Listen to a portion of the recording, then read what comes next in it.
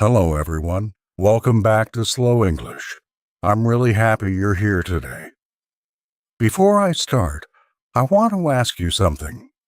Have you ever been in bed, completely tired, ready to sleep, and then suddenly your brain decides it's the perfect moment to think about everything? Every problem, every mistake, every conversation you had 5 years ago.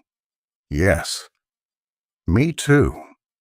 Today, I want to talk about something very personal, something I've experienced many times in my own life, something I believe most people experience, but not many people talk about.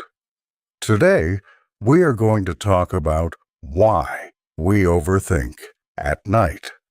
I will speak slowly and clearly so you can follow every word. This is Slow English, and we take our time here. Let me start with a story, a real story, my story. A few months ago, I was having a very difficult week. I had a lot of work to finish. I had some problems with a friend, and I was feeling a little lost, like I didn't know what I wanted to do next in my life. During the day, I was fine. I was busy. I answered emails. I made coffee. I talked to people. I went to the supermarket. Normal life. But then, at night, when everything became quiet, it was different. I remember one specific night. I looked at my phone. The time was 11:47 p.m. I was in bed. The room was dark. I was tired, really, genuinely tired. My body wanted to sleep. But my mind had other plans. It started slowly. First, I thought about an email I needed to send the next morning. Then I thought, what if I forget? Then I thought about a conversation I had with a colleague. Did I say something wrong? Did she look a little annoyed? Was it because of me? And then, like a train going faster and faster, my brain started going everywhere. Old memories, future worries, things I said, things I didn't say, decisions I made, decisions I was afraid to make. I looked at my phone again. It was 1:15 a.m. I'd been lying there for almost an hour and a half, not sleeping, just thinking. Or maybe a better word is overthinking. So what does it mean to overthink? I think most of us already know the feeling, but let me describe it in simple words. Overthinking is when you think about something too much, too deeply, too long, and it doesn't help you. It doesn't solve your problem. It just makes you feel worse. Normal thinking is useful. For example, I have a problem. Let me think about the best solution. That's good thinking. That helps. But overthinking is different. Overthinking is more like, I have a problem. Let me think about it for 3 hours. Let me imagine the worst possible things that could happen. Let me also remember every similar problem I had in the past.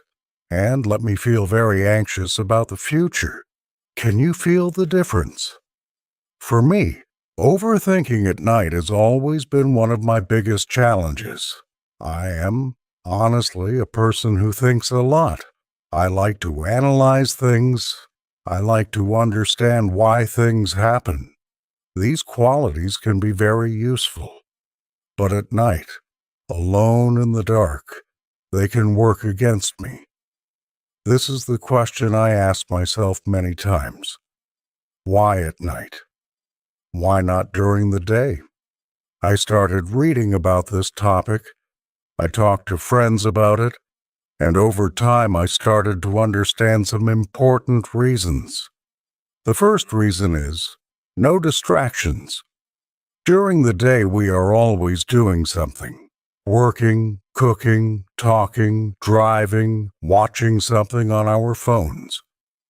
Our minds are busy with the outside world. We don't have time to go deep inside our own heads. But at night, in bed, there is nothing, no noise, no tasks, no people.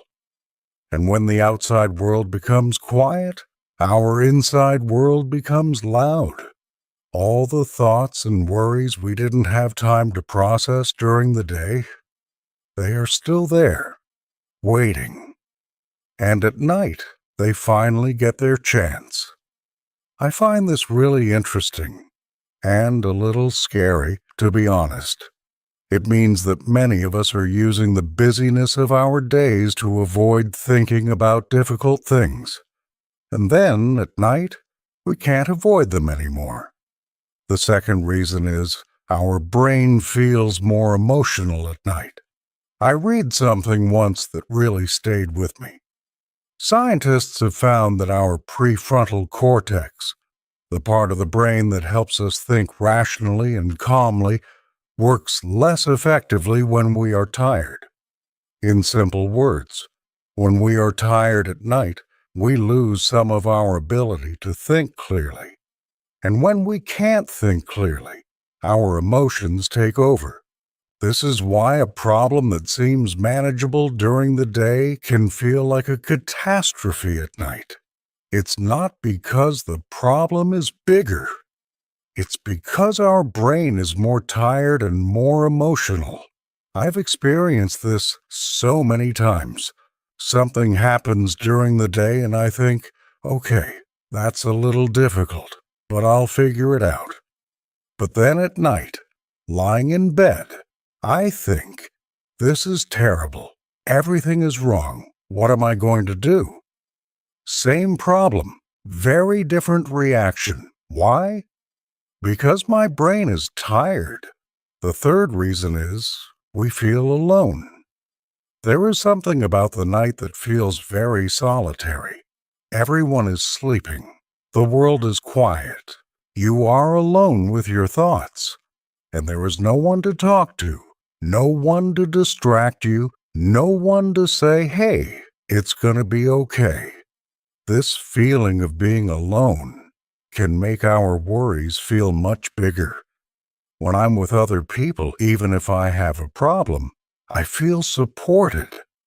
But at night, alone in the dark, I sometimes feel like I am the only person in the world who has this problem. And that makes everything feel heavier. Let me be honest with you now. Let me tell you the things I personally overthink about most at night. Because I think if I am honest, maybe you will recognize yourself too. The first thing, things I said or didn't say. I often replay conversations in my head at night. Did I say something unkind? Did I explain myself badly? Did I miss an opportunity to say something important? This type of overthinking is exhausting because the past is already the past. I cannot change it. But at night, my brain doesn't accept this. My brain wants to analyze it, fix it, and find the perfect version of what I should have said. The second thing, the future. What's going to happen with my work, with my relationships, with my health, with my plans? The future is uncertain. I know this. Everyone knows this. But uncertainty is very uncomfortable for me. And I think for many people. So at night, I try to predict the future. I try to prepare for every possible bad scenario. I think, if this happens, then I will do that. But what if that also goes wrong? Then what? Of course, this doesn't help. I cannot control the future. I cannot predict it. But my brain tries anyway. The third thing, my decisions. Did I make the right choice? Should I have done something differently? What if I had taken the other path? I sometimes think about decisions I made years ago, and I ask myself, would my life be better if I had decided differently? This is completely impossible to know, but still, I think about it. Okay, I have talked about the problem. Now let me talk about what has helped me, because I don't want this to just be about difficulty. I want it to be helpful too. I want to be clear. I am not a psychologist or a doctor.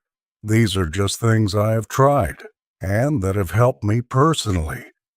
Maybe some of them will help you too. The first thing that helped me, writing before bed.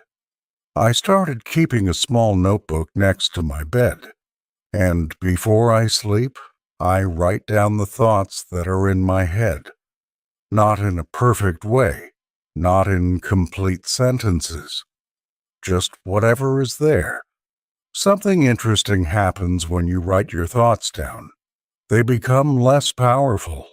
When a worry stays inside my head, it can grow and feel enormous.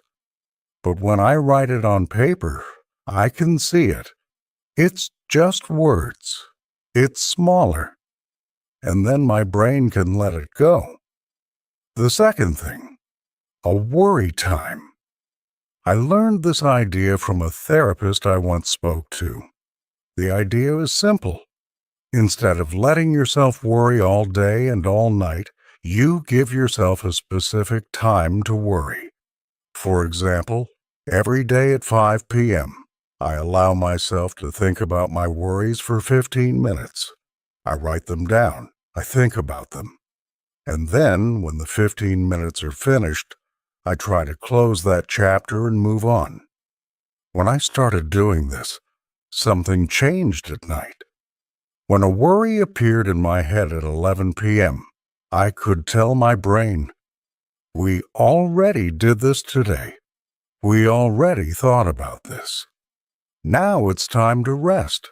It doesn't work perfectly every time, but it helps.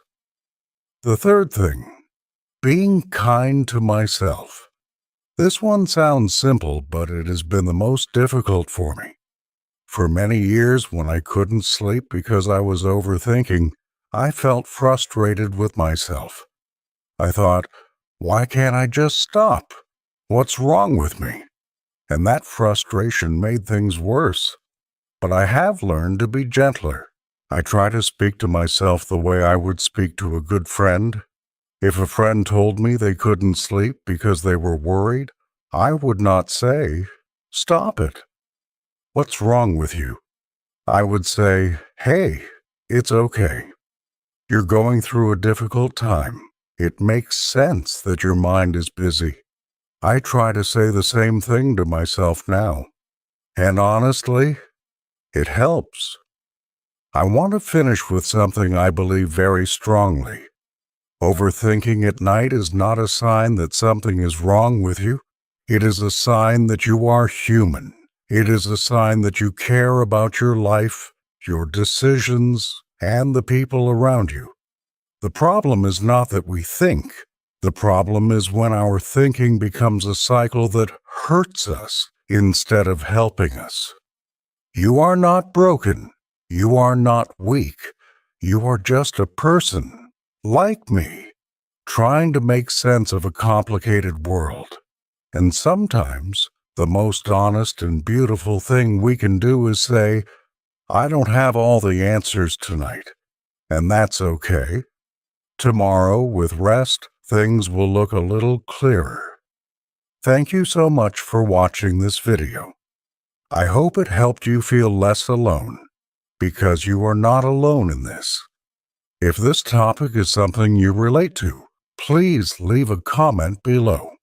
I would love to know your experience. Take care of yourselves, sleep well, and I will see you in the next video.